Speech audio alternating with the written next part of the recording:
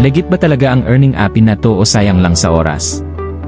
Marami na namang lumalabas na earning apps ngayon, pero hindi lahat totoo ang kita. Sa video na to, i-review ko kung legit ba ang app na to, paano kumita, at kung worth it ba siyang subukan, lalo na para sa students na gusto ng extra income. Disclaimer, hindi ito guaranteed income. I share ko lang ang experience ko. Do your own research.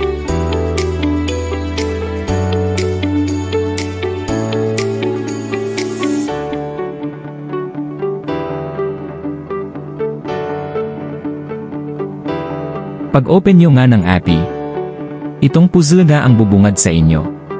So paano ba ito gumagana?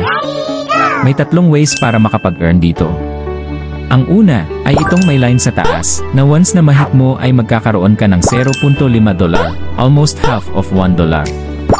Ang pangalawa ay ito, para siyang task na once na makomplete mo ay makaka-receive ka ng $0.5.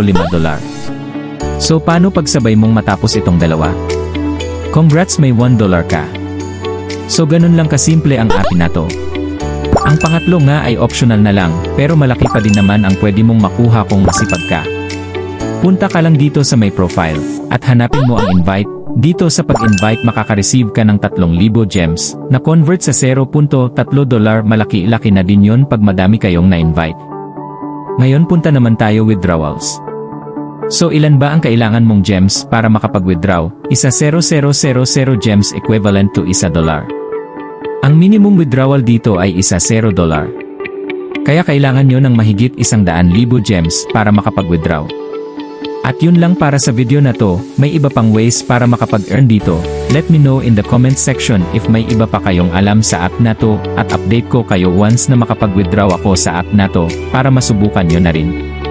At kung estudyante ka at naghahanap ng extra income, sundan mo lang ako kasi mag-u-upload pa ako ng mga earning app reviews na swak sa pang student. Kita-kits sa next video.